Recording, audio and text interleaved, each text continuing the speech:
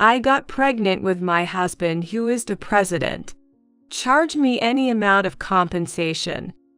When Sarah said that, both Kennedy and I exchanged glances. What did Sarah just say? Did she say, "My husband, who is the president"? Sarah, still with that sarcastically sweet smile, was looking at our faces. I had thought something was off before, but has she finally lost it? Or has she done something absolutely outrageous that she's been hiding from me? Huh? You do know the president is your sister, right? Replacing my dumbfounded silence, Kennedy spoke up. Initially, I couldn't grasp the meaning behind his words. However, seeing Kennedy's words and Sarah's reaction, I began to get the gist of it. What? After hearing Kennedy's words, Sarah's expression froze in an instant. I never thought he'd be such a pathetic man, but George had been pretending to be the president all along. Sarah believed his words and married him. George was good at lying. He must have explained to Sarah in such a way that she misunderstood who the president of the company where George and I work really was. He must have done so to get close to Sarah, a beauty like her. This clarifies why Sarah married George so easily. But back to the story. Yes, I am certainly the president of this company. My name is Mia Harris. I work in IT, a 37-year-old single. Due to certain circumstances, I'm living alone. I have an older sister by 1 year. Her name is Sarah, and although it's strange for me to say this, she is quite beautiful. We weren't exactly close as sisters since childhood, and whenever I saw a friend's kind sister, I always felt envious.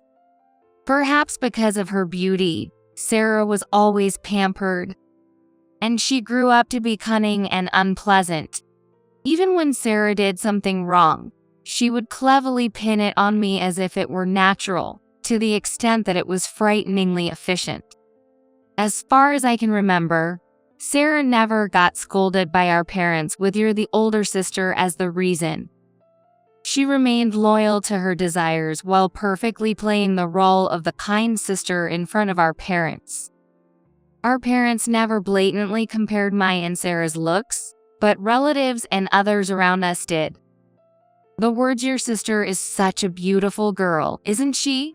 stuck with me since childhood, and since then, I have been tormented by a sense of inferiority. By middle school, boys found Sarah too intimidating to approach, and hearing rumors, they would come to check me out instead. And they all say this. What? The younger sister is not cute at all. Sarah found this amusing, enjoying how it further deified her. I was quite troubled by the attention from those around us, but I knew Sarah's true nature. She might have been better looking, but I understood more than anyone that she was a person of shallow character. Eventually, Sarah will hit a dead end. I believed this and thus dedicated myself to my studies from that point on. I didn't know how long it would take, but I was convinced our roles would reverse one day. From there on, I consistently topped my class in middle school and high school. Eventually, I grew bored with the subjects typically taught in school.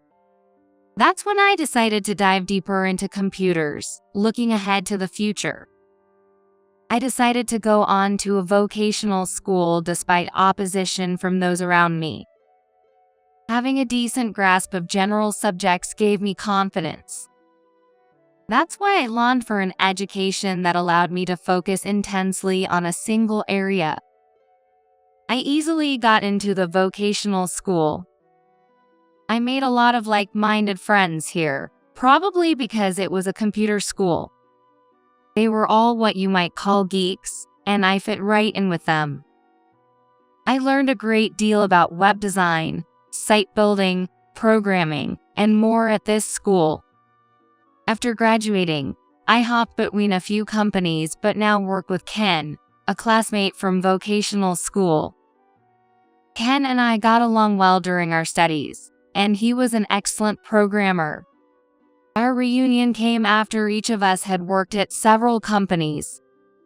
A few years later, I started dating a man named George, who worked at the same company. George seemed experienced with women, knowing exactly how to please them. Watching him talk with other female employees, it seemed like he tailored his approach depending on the type of woman. Despite being shy and having no previous experience with men, I began dating George, who was 3 years older than me. George, who worked in sales, was smooth-talking and popular with the ladies. I didn't think he'd be interested in someone like me, and I had my doubts about such men.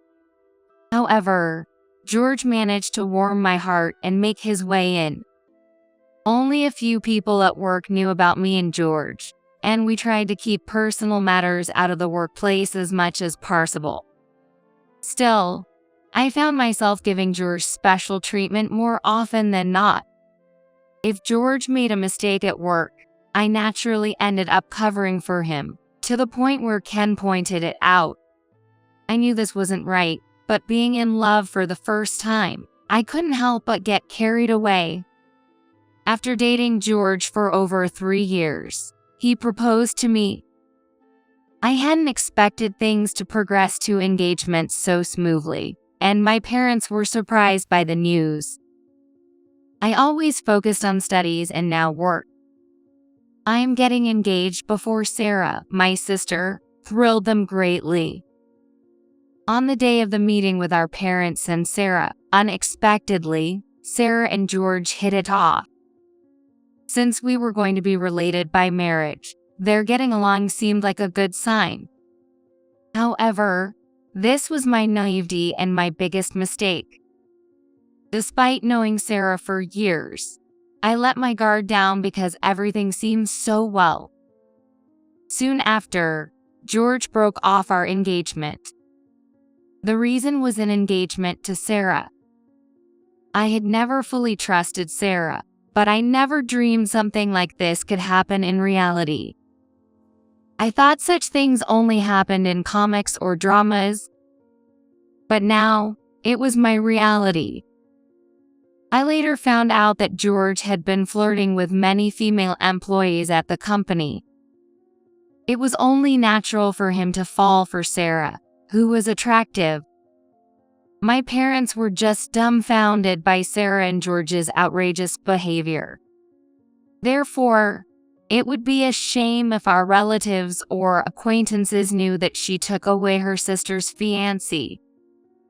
Despite being spoiled as a child, this was unforgivable. Both my parents lashed out at Sarah like wildfire, but she didn't listen at all.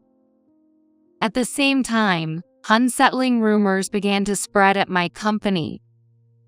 The rumor was that George had been deceived and dumped by me.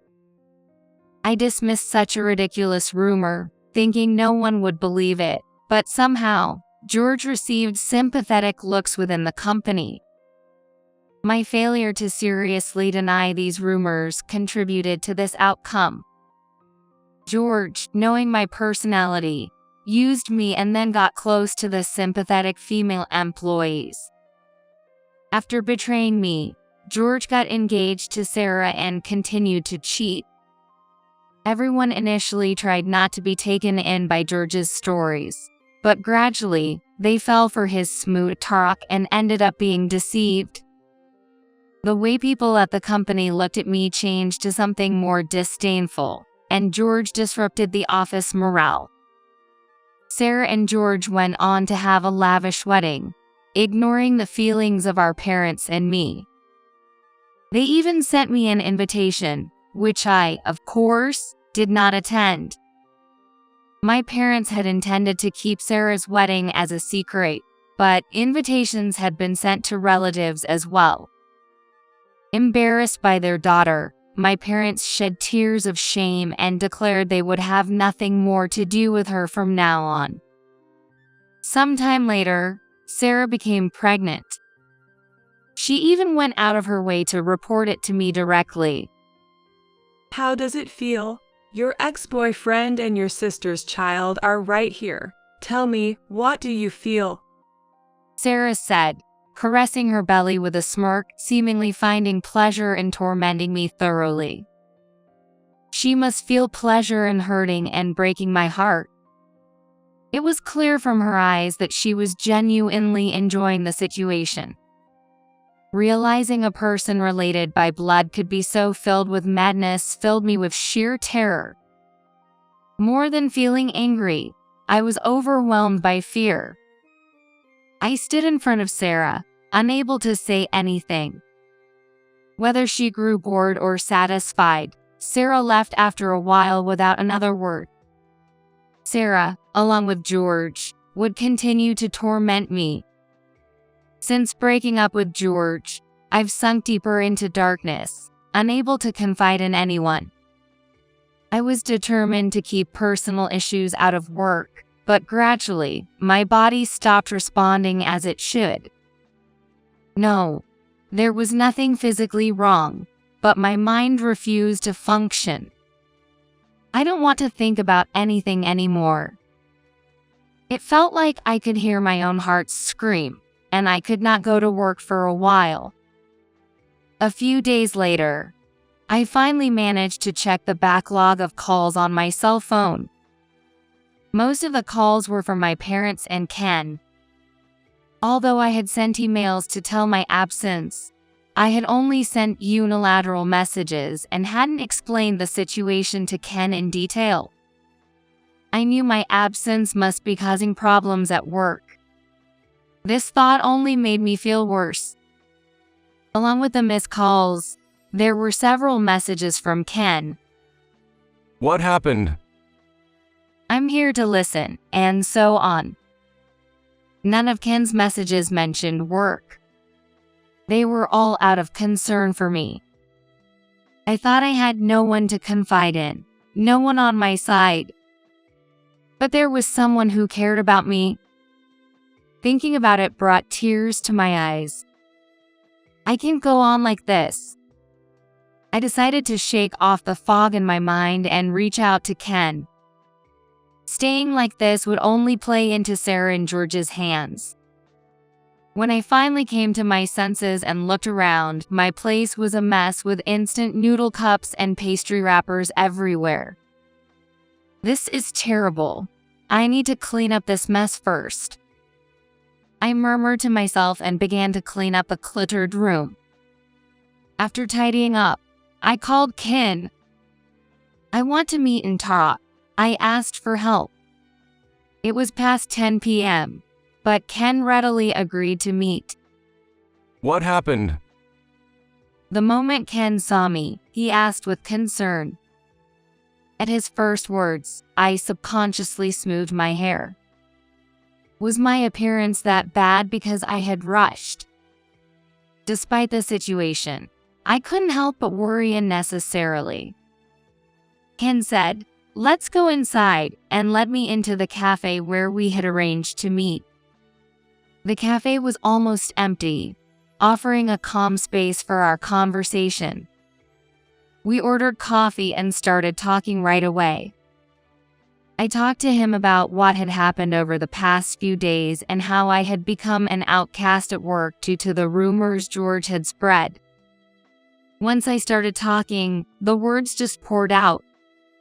Ken listened to me without interrupting, paying close attention to everything I said.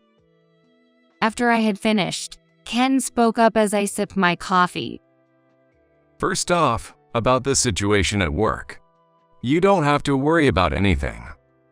All of George's lies have been exposed. His repeated affairs in the office. Not a single one was left hidden. Ken said this clearly, with a smile. I couldn't imagine George admitting to his lies, wondering what exactly had happened. Also, rest assured, I haven't spoken a word about your private matters. Ken added, seeing my bewildered look. But what happened? I was visibly confused. and Ken nodded in understanding several times. Why do you think the female employees George dumped didn't say anything? Ken's tone became serious as he posed the question. When I shook my head, Ken continued. He was threatening them, saying they knew he was married and still went out with him. In other words, if they spoke about their relationship, his wife would sue them. It's no wonder the young women were terrified. George exploited these women, cheating on them at his convenience. Unforgivable. My fist clenched on the table, involuntarily tightening. But George got too cocky. The female employees who were deceived by George kept silent. They became acutely aware there were others like them. Perhaps it was a woman's intuition. They sensed something off in the air between them and George, and they realized they were not alone. The united woman was strong. Afterward, several of George's victims exposed his actions to Ken. We were deceived and threatened by George. One morning during a company-wide meeting, the female employees who had been deceived by George started in front of everyone. Their statements caused a stir among all employees. They are just lying because they're bitter about being dumped. Please believe me, I didn't do anything wrong. George, faced with accusations, shamelessly tried to maintain his lies. But who would believe George over the tearfully protesting women? Cheers started to fly at George's flimsy excuses. He hid the fact that he was married and had an affair with me. The lowest of the low, a total cheater. The victims became more heated in their accusations. And Ken didn't try to stop them, watching as George was berated for a while. Hiring someone like you was the biggest stain on my life. You can't even do your job properly, and then you pull something like this.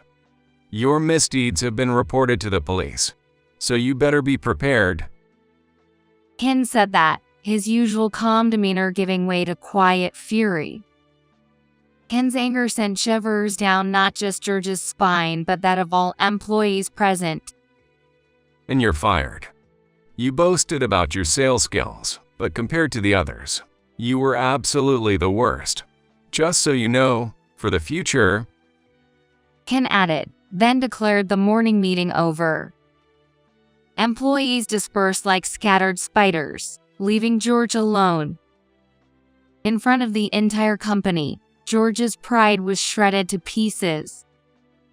And so, George was fired in front of all the employees yesterday. I hope I didn't overstep by not consulting with you first. Ken waited for my reaction, though it seemed he already knew what I would say. George had been exposed in front of the entire company for having affairs with several female employees and for threatening them.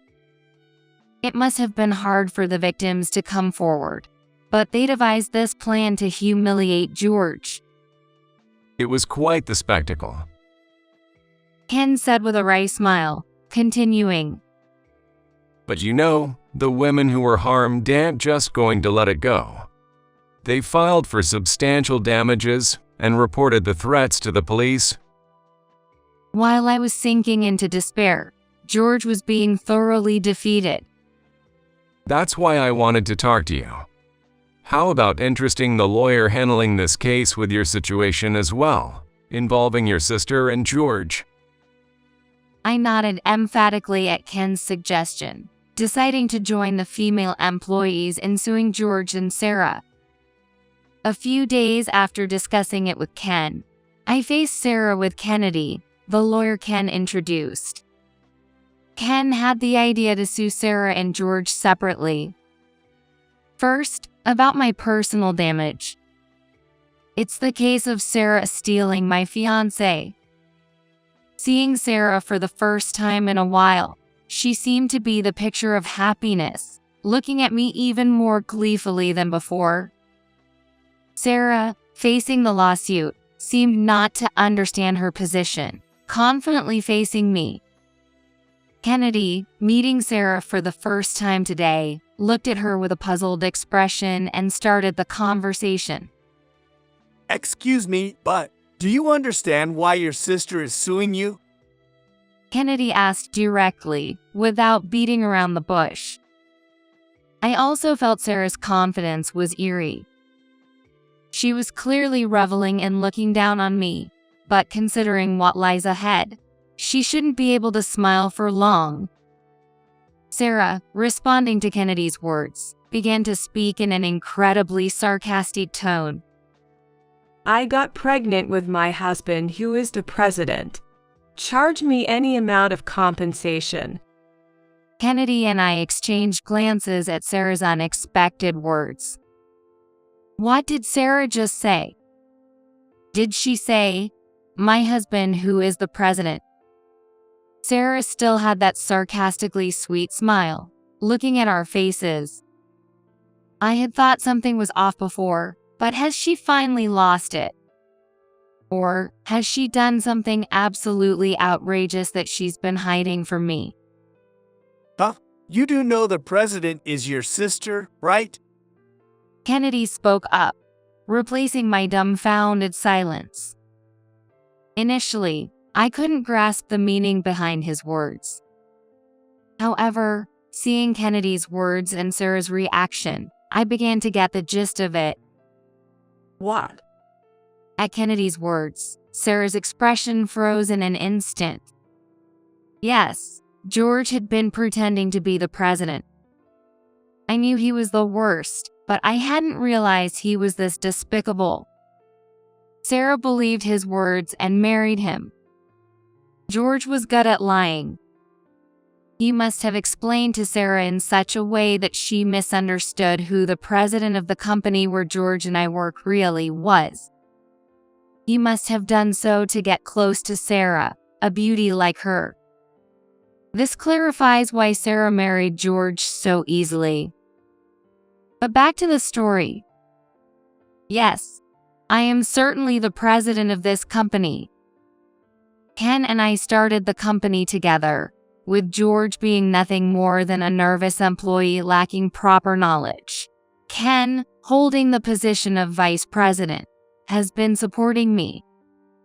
Later on, it turned out George was engaged to me because he wanted my position as the president.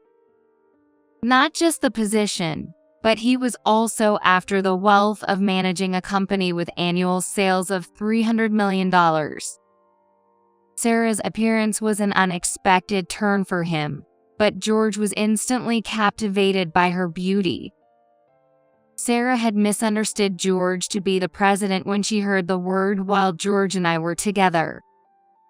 Exploiting this, George deceived Sarah and even got her pregnant. Knowing George was a despicable person, the thought of having dated him even for a moment sends shivers down my spine. And I'm furious with myself for not seeing his true nature. To satisfy his desires, he lied about his identity and ended up fathering a child. Unaware of such facts, Sarah was filled with joy, thinking she had struck gold. However, I have no sympathy for Sarah, who was deceived by such a man. Even if she's my blood-related sister. You seem to be under some misunderstanding, but as you said, the damages will be considerable. Upon hearing Kennedy's words, Sarah seemed to lose all strength and collapsed from her chair. Kennedy, concerned for the pregnant Sarah, instinctively reached out to support her. I feel sorry for the child, but it's your own doing. This is the result you brought upon yourself. I told Sarah, looking directly at her as she gave me a pleading look. Knowing the truth doesn't mean I intend to back down or forgive. Ignoring Sarah's desperate attempts to cling to me, I asked Kennedy to proceed with the legal process. Mia, please, I was deceived. I did nothing wrong. Help me. Sarah's cries of anguish echoed in Kennedy's law office. Once Sarah realized George was not the president but just a trainee, she lashed out at him furiously. How dare you deceive me? Just because you're a bit popular, without money, you're worthless. Never show me your pathetic face again. Having learned of George's affairs with other female employees, Sarah filed for divorce. Moreover, she also demanded damages from George. With the victim's accusations of threats, George received a guilty verdict. Furthermore, he was ordered to pay a substantial amount in damages to several people. Without a doubt, George faced financial ruin. Until his sentence was over, George's parents took on the responsibility of paying the damages to us. George's parents took this action partly as an apology to us, once considered family, which became our only consolation. As a result, George was completely ostracized by his family and relatives. Even after serving his sentence, his real hell would begin. He's having to carry the burden of his crimes and continue paying damages and child support for a lifetime. After everything settled down the cases with George, I sincerely apologized to the victims. I shared with them that George had also deceived me, and because of my naivete, they suffered as well. However, not a single one of them blamed or resented me. As fellow victims, they saw no fault in me. Hearing this, I felt ashamed of myself. I had brought personal issues into the company, secluded myself due to my own hardships, and let George roam free. I was grateful to my employees for forgiving me, and I resolved to redouble my efforts. Moreover, I was endlessly thankful to Ken, who had handled this trouble alone while I was absent. Initially worried about my relationship with George, he was genuinely happy when we got engaged. Even after everything that happened, Ken never blamed me. Instead, he went out of his way to care for the victim's emotional well-being. I realized then that Ken was far more capable than I, the president, ever was. Yet, Ken kept encouraging me, saying, "This company wouldn't stand without you." Although Sarah divorced George, she was in a dire situation, no better than George. Soon after, Sarah gave birth to George's child. The reason I knew about Sarah's delivery was because she repeatedly came to my house seeking support. Mia, you're my sister, right? This child is your nephew, you know. Looking at this child, don't you feel anything? Sarah would show the child to the intercom camera at my apartment's entrance, trying to appeal to me. I hardened my heart and refused her entry beyond the entrance, even reporting her to the building's security for causing a nuisance. Naturally, Sarah had also repeatedly sought help from our parents, who steadfastly refused her. Even presented with their grandchild's face, their resolve not to forgive Sarah was firm. I found out for the first time that Sarah hadn't worked before. She had lived off various men's support, using her beauty as a weapon. Sarah was suddenly thrown into society, almost broke. Sarah couldn't expect the same support after having a child. Ruthlessly, all those men disappeared from Sarah's life. Now a single mother, Sarah had to start working for the first time to cover living expenses and the damages owed to me. My heart aches when I think of Sarah's child, but she has no choice but to work herself from now on. Having been adored and looking down on others all her life, the harshness that awaits her is beyond imagination. Watching my sister being escorted out by security, I turned off the intercom camera. Once things settled down, I invited Ken to dinner to express my gratitude. As far as I know, Ken isn't seeing anyone. but considering the recent turmoil, I can help but overthink. Ken, unfazed by my worries, accepted the invitation with enthusiasm. We've met and talked at the office numerous times since then, but the topic of condemnation never came up. Ken, likely out of consideration for me, deliberately avoided bringing up George's topic. Moreover, Ken took care of wrapping up George's mess and did not neglect the care of the affected employees. I intended to properly express my gratitude for all that today. I'm really sorry for not listening to Ken's advice, including about George. Instead of expressing gratitude, an apology slipped out of my mouth. As Ken said in front of all the employees, for me, the incident with George is the biggest stain in my life. I have no face to show to Ken, who had never trusted George from the beginning. Ken slowly opens his mouth when he saw me lower my head. Let's leave that man behind. You are a victim, nothing more, and he has received his punishment and will carry his sins for life. Ken frowned as if even mentioning George's name was distasteful. We don't have to talk about it, and George will never have a decent life again. I took Ken's words to heart and nodded solemnly. If it weren't for Ken, I wouldn't have been able to recover, and the girls who were deceived would have continued to suffer without being able to do anything. Thank you for everything. I thanked Ken as much as I could. Seeing my reaction, Ken sighed deeply. Since our student days, you've never listened to my advice. Always, since our school days. As he cut his steak with a knife, Ken muttered sarcastically. We've been together for a long time. Isn't it about time you trusted me more? He tossed a piece of meat into his mouth, then fixed his gaze on me. No, you're right, I admitted, unable to argue. Am I just a business partner to you? Ken suddenly asked, looking down. Unsure of his intentions, I responded instinctively. Of course not. We're not just friends, but we have an inseparable relationship. Despite my hasty denial, I lost track of what I wanted to say. You know, after this incident, it's clear you're too risky to be left alone. What? I blurted out in surprise at Ken's words. Mia, I want you to go out with me. Ken cut through the previous conversation, seriously making his proposal.